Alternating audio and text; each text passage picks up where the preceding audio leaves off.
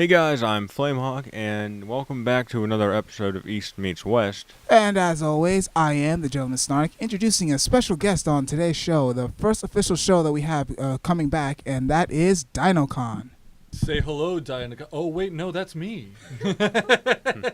Yes, I am here. I was here for one episode last semester, I believe it was, or was it during the fall? Yeah, I believe it was last semester that you were here, and we decided to bring him back to get a nice, good, fresh voice on the show. Well, I always have been told I have a face for radio and a voice for anywhere but near me. At least that's what my last date said. No, I kid. It's a pleasure to be here. I look forward to being here many more times in the future.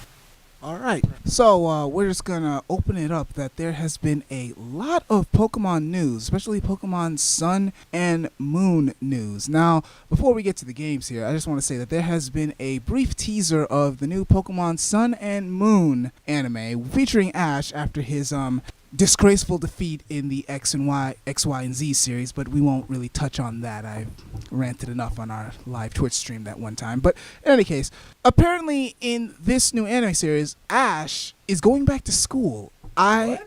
He's going back to school.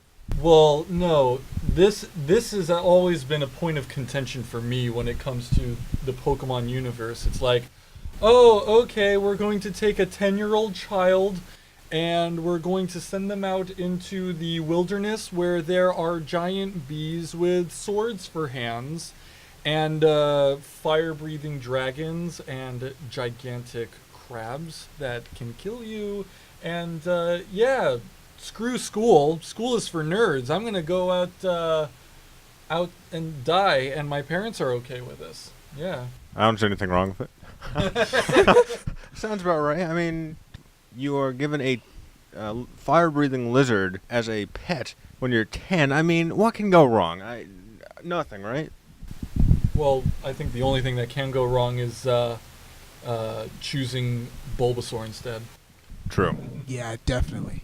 But more on that here. I personally am thinking that the reason why they're doing this new school setting is mainly because it's been speculated that in the actual Sun and Moon games, gym leaders are like officially off the table here. So with no gym leaders, I guess they'd have to try to fill up the anime season with something new. So I'm guessing that's why they go with the school setting. So I, for one, am not for it, especially after you see the whole animation. The looks have changed a bit drastically, and I don't really care for it much at all. So, and a lot of people are also disappointed that the last heroine is also not present within this new anime series as well. So, yeah, the one from X, Y, and Z.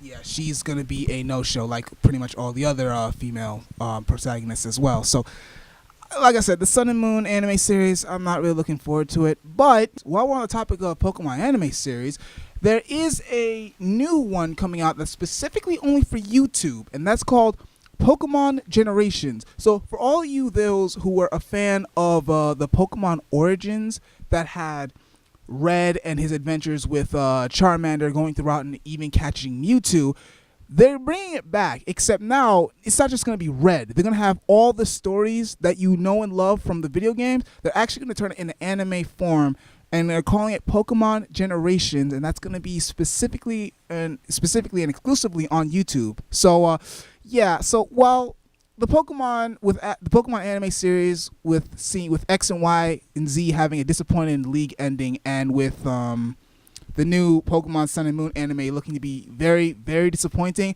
at least we can look forward to Pokemon Generations to help fill your whole Pokemon anime fix. I personally am very much looking forward to it.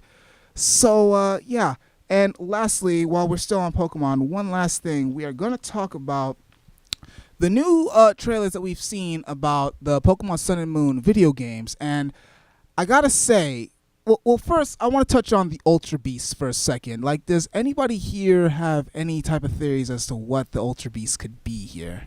I have no idea really what they are. They don't even have a typing. So they just look, I don't know, maybe aliens, maybe once born humans turned animals like, the Mystery Dungeon games, but that's all I have. Well, it just feels like with every generation of Pokemon, whatever the legendary Pokemon is that generation has to one up the previous one. So first it's like, oh, this is a genetically altered Pokemon. And then next they're like, oh, well, we need one that's like, oh, a fourth legendary bird. And then next they're like, no, we need ones that are like this, the essence of the forest. And then it's like, no, we need one that's now the essence of time. And then it's like, no, we need a Pokemon that created the universe. You mean a god Pokemon? It's like, yeah, well, what are we going to do for the next one? And so it just feels like whatever it is, we're probably going to actually, it's kind of like in Kingdom Hearts, where every new game there's like a new type of enemy that they have to fight. So for all we know, we're probably going to end up seeing something that is neither human nor Pokemon. If you mentioned something like a human turning into a Pokemon, I would probably be very, not upset, just... Yeah, a lot of speculations here about what the Ultra Beast can be. They seem to be centered. They seem to be very heavily centered on the main story of this game, especially since there is no gym battles at all. So they definitely have to fill up the extra game time with something more, interesting. And so far, the Ultra Beast might be able to make it happen.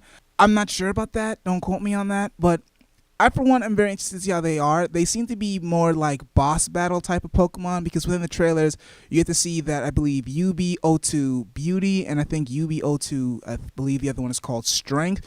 They seem to be very version specific, so you only fight one of them, but you only fight one of them depending on which version that you get. So, yeah, I really want to know what their role is in this whole entire plot. Not entirely sure, but I mean, I really am looking forward to more here. Personally, I'm expecting some type of aliens because the game is called Sun and Moon. And if you remember in our podcast a while back, Flamehawk and I both speculated that the whole Sun and Moon might take a frontier in space. So maybe with the Ultra Beast, that theory we had is probably not so far off from back then. Every generation, I never really looked forward to the legendaries. So now that we're done talking about the Ultra Beast, how about we just briefly talk about, well, Team Skull looking like B-Boy rejects, but more importantly, Type Null. What are your thoughts, Flamehawk? That is kind of like a Genesect thing with a Pokemon that has been experimented on and it has just been butchered. Let's just say that for lack of FCC regulation terms that I can legally say right now. I mean, personally, when I saw Type Null, I thought I was looking at something straight out of like Full Metal Alchemist or something, like some sort of Chimera type thing. Like, what is? And it's a normal type. So, like, Flamehawk and I both speculated that it could be like Arceus, where depending on whether you give it a plate or a specific item or something, it will change its typing, which I personally hope, because that would at least give the Pokemon better worth, because I'm sorry, design-wise, it does not look appealing to me at all. And the fact that it's just plain normal type when it has like a lot of things going for it design-wise, I believe it has like a fish fin or something like that. I feel like it's kind of a disservice. Or maybe if you get one item, give it an item, a certain trait of it will have it take over and it might change its form or something. Well, the main problem I have with it is that it has a giant axe on its head, but the axe is facing the opposite direction of where it's looking. If this was created by somebody, I can't imagine it would be like... Or you know what? Maybe this is, like you mentioned, a chimera, because Mewtwo was a genetically altered Pokemon, like through science. I feel like this Pokemon might have been created through some sort of magic. And while it is kind of, it kind of goes without saying that Pokemon are magical to some degree, I think it's kind of interesting that it might raise the question, like, are there any humans within the Pokemon verse that create magic? Like, we're starting to venture into I mentioned Kingdom Hearts earlier. We're starting to venture in like more sword and sorcery potentiality. now that I'm really thinking about Type Null, I have a bit of a theory here on like how Type Null probably came to be here, because the general consensus here is that it seems to be like some genetically altered, like it was man-made into that.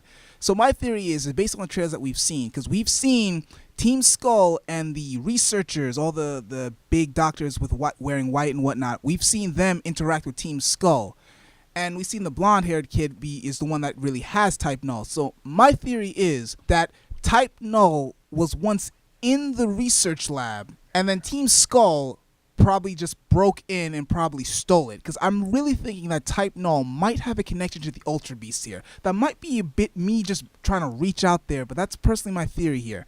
I think that Team Skull stole Type Null from the research lab and has some type of connection towards the all Ultra Beasts and the whole lore of them. So I don't know here.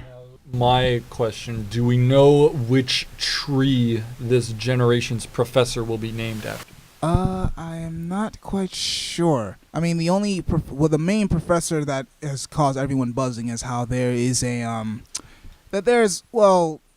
much darker Professor Oak in there, but it turns out that's actually his cousin, quote unquote. Oh, okay. Yeah, just with longer hair, but I'm not sure who the main professor is going to be in this game. I believe he's also one of the head kahunas on an island, or at least he's the one that introduces you to it, or so. I'm not entirely sure. But yeah, the whole Professor Oak and the Alolan features, I'm guessing like Professor Oak got an Alolan form as well. So. Oh, hey, here's a question, and feel free to answer this one if any of you guys know. Do any of you remember that Pokemon card Imposter Professor Oak? Was he ever a character? I don't believe so. I don't think so, but I think he just became one. I mean, it looks very, very impostery right here. I mean, all they did was reskinned Professor Oak. That's all they did. Yeah. All they did was a reskin, and it's the same features. It's his cousin, wink wink. It looks like Khan from Star Trek, but with a Jersey Shore tan. Yeah. Yeah. Yeah. Oh, hey, speaking of Star Trek, the new Star Trek TV show, Star Trek, what was it, Discovery? Yep, Star Trek Discovery. Yeah, that is it got delayed again.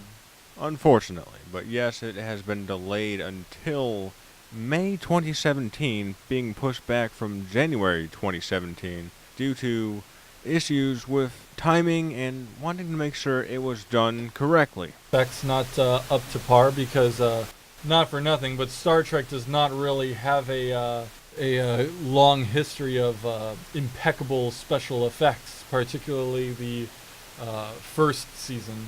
Yeah, I don't know, like Brian Fuller and Alex Kurtzman, the showrunners for the show, basically it is their reasoning that they wanted to delay it just because they didn't think it was exactly ready. And I don't exactly disagree with this, just because if you think about it, I don't want a show that is rushed, especially when a series has been off the air for about 11 years. I mean, after 11-year hiatus, you kind of want that show to be back and want it to be in its prime again. What was it, Zoolander, that came out a good 15 years or so after the first one? That, Dumb and Dumber 2, there's a lot of reboots that are getting made right now that just aren't being, utilized to their best advantage, but it does not take place within a general time frame. It is within the boundary range of the next generation, so it is within the area, and it is on a different ship, however, being on the Discovery, so it is disappointing to see it not on the Enterprise, but then again, you won't have the person who says, I can't choose between whoever the captain was, between Kirk or Picard. I guess you want to throw Archer into that, although no one picks Archer. Well, I think that while I do understand why fans might very much want it to be the Enterprise, Space Nine, where they're like, it was about the crewmen, if I remember correctly. You have to explore, because that's what Star Trek is about, exploring. You have to explore the different aspects of how the Federation works and how different people that there are more people pulling strings and doing heavy lifting, and teamwork makes the dream work, so you have to recognize that there are a lot more people on the team than just whomever's on the Emperor. Exactly. I mean, when you're going into the vast unknown where no one has gone before, you have to go into a team mentality, and that is how you have to approach things like that. Yeah, the unknown is everywhere. Sometimes you have to go where the Enterprise isn't going. All right. Now, what do you guys think about that Batman suit? I mean, it looked. The new one. Yeah, the one from Justice League. You seen the new one?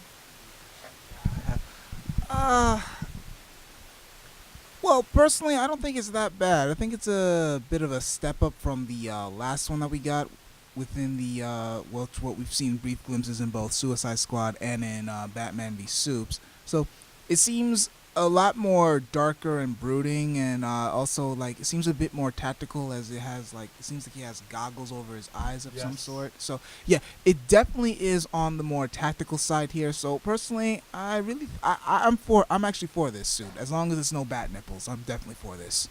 Well, that goes without saying, but I do have to address the owl in the room, so to speak, because a lot of people, not just me and not just Flamehawk from earlier, a lot of people are saying that his new bat suit, it looks like Night Owl 2 from Watchmen. Specifically the goggles and the head, like the ears. I don't even really want to call them ears because they're so small and they're so they're like connected, they're like webbed almost. It's really jarring, and when you can't see Batman's it would be a lot easier for me if the goggles were a lighter color. Because they're black, the only photo that we have of the new suit where he's in, I'm guessing, some facility or factory that makes sparks. I don't know. But like if you were to look at it from far away, you only see the mouth. At least in all of the comics or whatever, you either see his actual eyeballs or you see like a white thing. The black on the black is a little like I can't even see the logo. The bat logo on his chest. Yeah, I don't know. I agree with you completely. It looks like Night Owl. Like I know it's still a Zack Snyder film, but That's a killer six-pack he's rocking there. that though. is true. That's causing a major hoot right there. Yeah, the ladies in the audience. Now, Anne Hathaway wants to come back to the DCEU as Catwoman. She wasn't bad as Catwoman, but she says the time for that might be gone, and she doesn't know if she can still play Catwoman due to the whole DCEU not being invented until after the Dark Knight trilogy.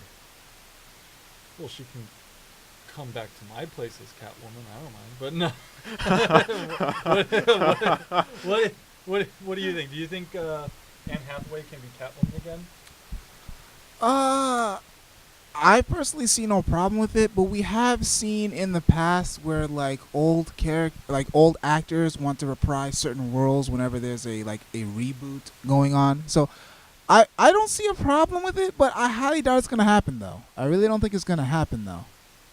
Yeah, I mean, isn't it implied that at the end of The Dark Knight Rises that she and Bruce go off to live happily ever after in, where was it, Italy or France or something? Like, if Anne Hathaway, because there's no way it could be the same costume, that's for sure. Because if it were the same costume, people would be like, why is Nolan's Catwoman in Snyder's movie? Like, what, like, does that mean there's more than one Batman? Because surely if she is here, then Christian Bale Bruce Wayne must be somewhere.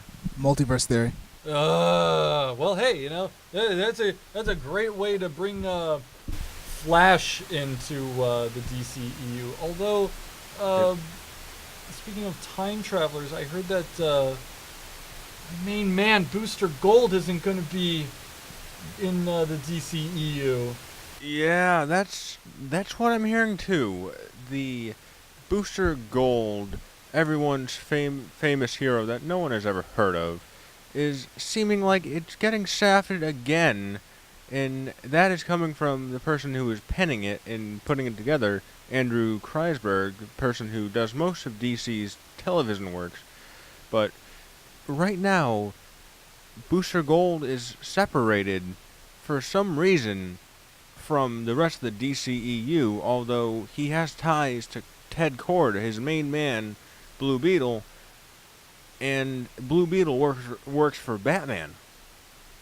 Ted Kord Industries is a subsidiary of Wayne Enterprises, so while they said as of right now we have no connective tissue to those worlds, it'd be a separate thing, no connective tissue is kind of surprising when you think of the Blue Beetle and Booster Gold's connection with Batman throughout the history of DC. Personally, I'm wondering what are they like, because we were talking about this the other day, and I'm trying to be confused here. That what are they talking about? No connective tissue here, like, because as you say, Ted Kord's like the Kord Industries is a subsidiary of Wayne Enterprises. Like, you could easily shoehorn them in with a simple either a cameo or an end credit scene. Like, there's multiple opportunities to do so. So what? I don't get it. Like, yeah, he's a time traveler. He literally shows up. Like that. That is the story. It's a great underdog story. It's Quantum Leap, but it's about like this guy who's. If you're not familiar with Booster Gold, the idea is that in the far future there was like this like famous sports star who ends up getting caught in a scandal. I think it was like with illegal betting on games and illegal stuff. betting. Yep. Yeah, and so he's disgraced and he ends up becoming a janitor in the Justice League Museum or something like that, and he finds, I guess it was some ring that allows him to travel through time. Yep. And so he travels through time and he rolls with the other superheroes, but basically his modus operandi is that he travels through time to help people, but the problem is that he is quite literally an unsung hero. Nobody knows anything about him, and it would make for such a fantastic character piece, even just to have,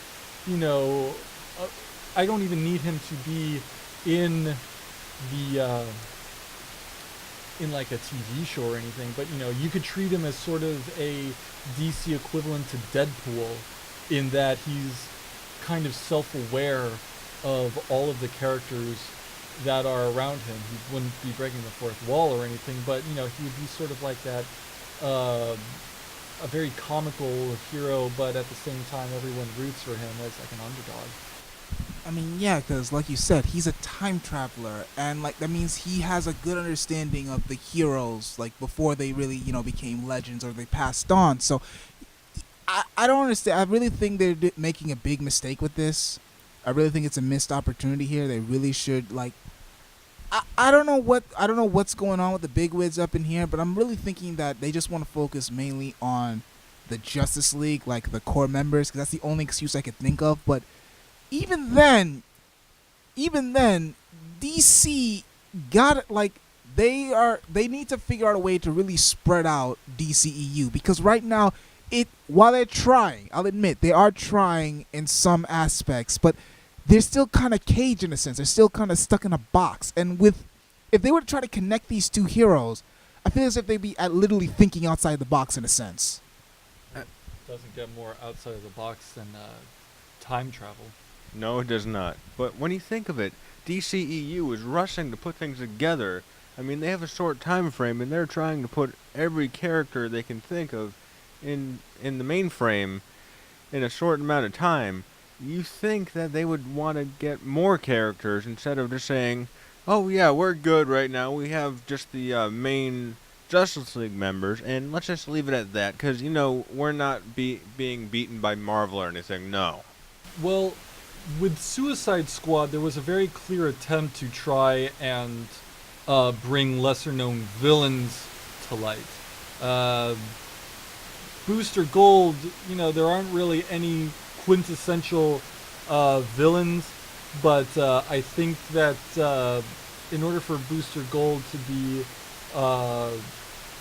really marketable, I don't know, you could definitely sell it as a great underdog, because I don't want to say that Booster Gold is a very American style character, but he very much reminds me of what's his face, the guy from Miami Vice. I forget his name, but he definitely has that sort of debonair, he's almost like a time-traveling, swashbuckling Errol Flynn style action hero, or at least he believes himself to be.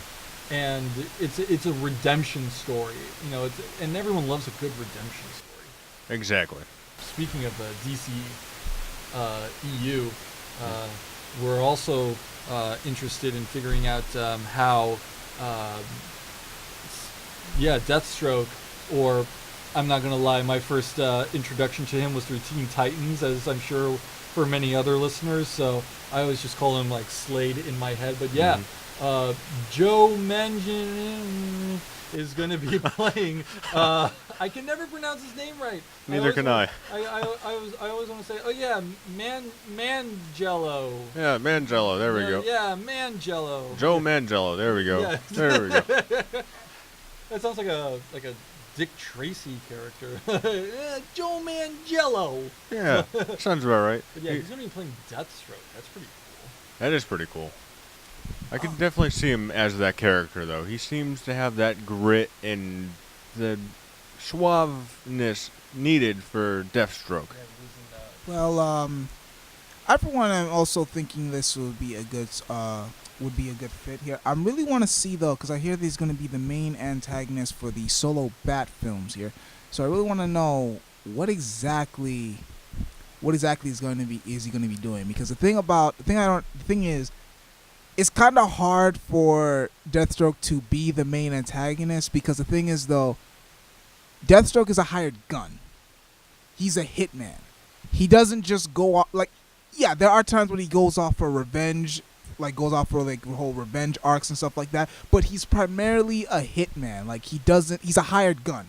He's not going to shoot unless somebody tells him to do it and somebody pays him to do it. So the fact that Deathstroke is going to be the main antagonist, I'm willing to buy that, but he can't be the only main antagonist. There has to be someone that pulls the trigger, that sends out Deathstroke. Well, it's interesting that you mentioned that. The Suicide Squad was based off of or at least from my understanding, was based off of the Assault on Arkham animated movie. That, you kind of got that vibe too, right? Well, they could probably loosely base that kind of story off of Arkham Origins, because Deathstroke was in that, and you could have Black Mask play the guy who hires him. The only problem is that if you were to have Black Mask hire Deathstroke to kill Batman, you basically got the plot to Ben Affleck's Daredevil, but this time Ben Affleck is Batman. Yeah, that is true, but I like how you did mention the whole Arkham Origins, because, spoilers for people who haven't finished or played the game at all, at the end of the game, while Deathstroke is in jail or in prison, Amanda Waller comes in here with a clipboard saying that she has kind of an assignment or a deal to strike with Deathstroke here. So my question is here, could it be in some way they're trying to do some sort of homage to that? Because another spoiler again for the whole end of Suicide Squad, Amanda Waller and Bruce Wayne actually meet and have a talk, have a conversation and whatnot, And they both have a thing where basically Amanda Waller says, "You look terrible. You should stop working nights." And then Bruce Wayne just automatically says, "You should shut it down before my friend shut it down for you." So my thing is, I wonder if the Batman solo film is going to kind of pick up where that left off. Because if that's the case, then I can kind of understand and see maybe how Deathstroke gets in here. What say you guys? I definitely see what you mean by adding Waller as kind of the backbone to Slade. I mean, they do have history in the comics, and will they make some kind of deal with, I don't know, the Suicide Squad to make it, I don't know, turn on Batman? It's a question mark for the future. Well, it's important to remember that Batman says, my friends. Now, it also happens that Scott Porter, I believe his name is, Ryan Porter, he has expressed interest in playing Tim Drake in a solo Batman film. Now, the thing about that is that Tim Drake is the third Robin. So, what if, let's say, and I find it interesting how he doesn't just say generically, "Oh, I want to be Robin." No, he specifically says, "I want to be Tim Drake," which would imply that he thinks, or maybe he knows, who knows, it's Hollywood, who knows, that it is possible we might be seeing not his friends as in the Justice League, but maybe his friends could be in reference to not just Robin, but maybe Robins. Like he could have he could have a flock of Robins or something. Oh man, I actually just made myself excited with my own theory.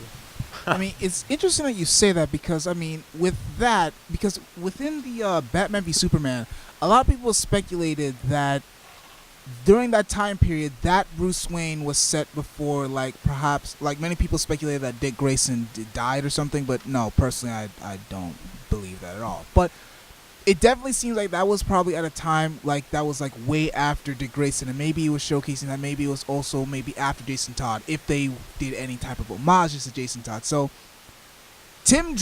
a Tim Drake Robin, in my opinion, seems very, very likely here. And the thing about the whole Friends line, it could also be not just the Justice League, but maybe kind of an introduction to perhaps the Bat family. Maybe we could see, Oracle, Nightwing, maybe see them come back. That'd be very interesting. I mean, if you think about it, when Ben Affleck responded, he said, "I'll put you under consideration."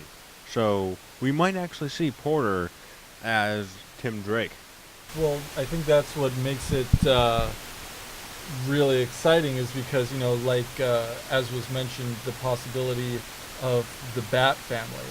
I think that, one of the main complaints I heard about Batman versus Superman, amongst many, is that they tried and bring back Bruce Wayne's origin story again. We've already seen it 5 times. Same thing with Spider-Man. We don't need to see Uncle Ben die again. We already know. Been there, done that. We do not need to see that again. We all know how that is, how that happened. Even if you didn't read the comics, you saw that in the first movie, the second movie, literally, we all see how origins happen. And even though Robin's origin isn't as well known, because there are several of them, people might think, "Oh, Robin, he was a kid that joined Batman," and that's the extent to their knowledge. Whereas Dick Grayson is different from Jason Todd, who's different from Tim Drake. But in all truthfulness, as much as it might be interesting to have different Robins and whatnot, I think that you could get away with having them all at once, simply because you could just have them be Power Rangers, oh, this Robin is, the edgy one, this Robin is the smart one, this Robin is the older one who's kind of like an older brother to the older Robins. This one's the girl Robin. It would be super easy. And one also interesting thing is that if Porter actually does make it as Robin, he will be the first Asian American as Batman. So it's a little bit racial, breaking the glass a little bit.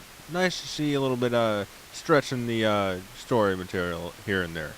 I have to say though, when I was shown that audition bit of his submission to try to become Robin and showing that he can physically play the role, I gotta say I was impressed. I definitely was impressed here.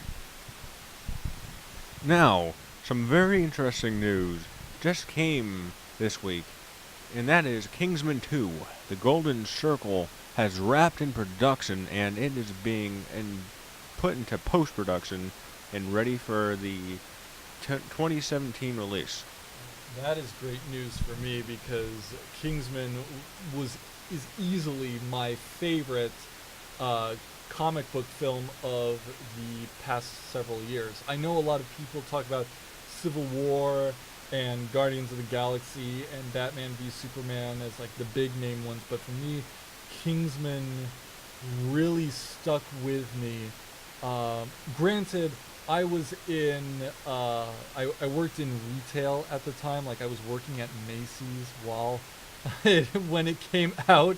So it for me it really is great. I'm sort of not a nerd of James Bond, but like the whole idea of the sartorial spy, the British spy, I think is that aesthetic that we've seen parodied in things like Austin Powers. Yeah, baby, yeah. Yeah. But there's just something so, I think, it's like implicitly masculine about it, because every guy kind of wishes he was James Bond. Like we all know we can't really be superheroes, but a secret agent would definitely be a worthy consolation prize. It definitely would. Yeah. But now that it has been wrapped in production, I definitely can't wait for that first trailer to see Julianne Moore's villain, to see Jeff Bridges just go full cowboy on them, see Halle Berry. There's a lot of good cast in this, like Elton John, Channing Tatum. The cast in this one is just really fantastic. It just blows your mind to see like how many good stars are actually being put together in this film. Well, Halle Berry was a Bottom girl. Yep. Did you see Kingsman? Oh yeah, I've seen Kingsman. I gotta say it was a very awesome flick. I especially found it amusing. While this might seem a bit weird, that when the spoilers, by the way, the head blowing up scene. Oh my gosh, that was the best. Oh, it was just hilarious. Just a good way to ring in the new year, I guess. Well, it's funny. I remember when they were doing that scene, and people were laughing, and when they got to the scene where it was like in the White House, and then it had Obama's head blow up, people were like, "Whoa! This movie just went from like 0 to 80 to 200 on the like, ooh boy." I mean, if anything, that just shows that the Kingsmen aren't afraid. Like the movie franchise itself is not afraid to like break down the norms here and really, really just shoot for some out there type of material. So I really appreciate that, and it works. One more thing. All right. So, very recently, a new trailer for the upcoming video game Danganronpa V3 is set for January 2017. Has finally, showcased a proper trailer revealing like all the 16 characters, and I for one am very hyped and interested for it. And for all you fans out there who have been watching the Danganronpa anime, both the Despair and Future arc, you should already know the hype is real for another Danganronpa game here. I for one am very interested to see. Already we get to see who the main protagonist is, and I believe it is Kaede Akamatsu. I believe that's how you say her name. And yes, that's right, it is going to be a female protagonist. And a lot of people had expected it to be the cyborg that was seen in previous trailers a while back. But no, we get a female one. because many people were thinking because the Ahoge, the antenna off the head, they think that he was going to be the next protagonist. But I'm very interested and happy that they decided to go for a different spin and use a female protagonist. The only other female one we really had was Komaru Naegi in the another episode. So I'm really happy that they're trying to stick with that for now. Another thing is, though, the setting. I want to talk about the trailer for a brief second. Is that the setting? The setting is very questionable. The setting, they seem to be, instead of like an actual institution, they seem to be in a kind of a rundown school here. Nobody exactly, because Hope's Academy is pretty much done. It was stated before that with Danganronpa V3, Hope's Academy, all that completely off the table. Like, that is done. Like, as soon as Future Arc, the anime ends, Hope's Academy is also supposed, the whole storyline for Hope's Academy is also supposed to end along with it. Along with my waifus, but we will not talk about that. Hey, no shame. No shame here. No shame here.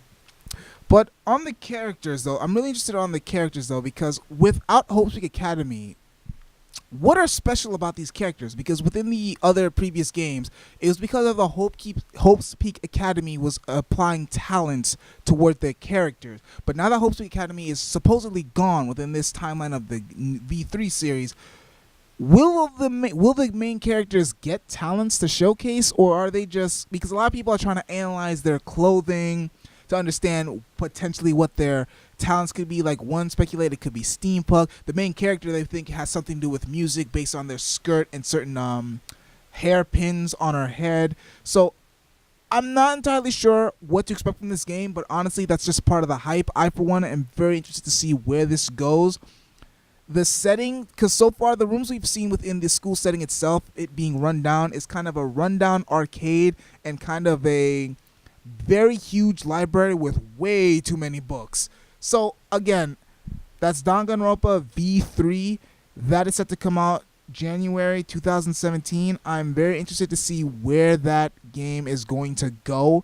Not enough information for me to do a full analysis here, but like I said, the hype is real. I really want to see where this game goes. And yeah, the main character once again is called Kaede Akamatsu. So yeah. So I think that's it for East Meets West, but thank you for listening, and I am Flamehawk. I am DinoCon. And as always, I am the Gentleman Snark. Please be sure to check out all of our social media outlets, such as our Twitter, that's @MeetsWest. Please be sure to give us a follow to also know many other news, and also to know when we are streaming, because we also have a Twitch gaming channel on Twitch called, it's on twitch.tv/EMW Gaming. We mostly stream around the weekends or so feel free to check us out there and to know when we're going to be streaming. Be sure to follow us on Twitch and Twitter to know when we're going to be going live. And just for one more thing, we are putting together a website, nerdend.net, where you can find reviews, editorials, and breaking news on all the nerd and otaku culture. So if you want to go ahead and check out our Twitter for when that's actually being to be uploaded, we're close. Not there yet, but we're close. oh yeah, and don't forget also to please subscribe to us on YouTube here. We put through in a lot of work to get all these videos out for you, for your entertainment. And we are officially back with our official episode here. So sorry it took so long, guys, but sorry it took so long with the the long summer hiatus here. But yeah, I believe that's it for us here. Also support me on Patreon. No, I'm kidding. I'm kidding. All right. So until next time, see ya. Stay classy, friends. Yeah, boy. Hey, this is Flamehawk. I hope you enjoyed our weekly East Meets West podcast. Be sure to catch us every week on Fridays at 4 p.m. to 5 p.m. Eastern Standard Time. I run the American side of things, covering Marvel, DC, Star Wars, and much, much more. And as always, I run the otaku and Japanese side of things, from Shonen Jump into other interesting anime news. Please be sure to like, comment, and subscribe. Your contribution is always appreciated. And remember, folks, stay classy. See ya!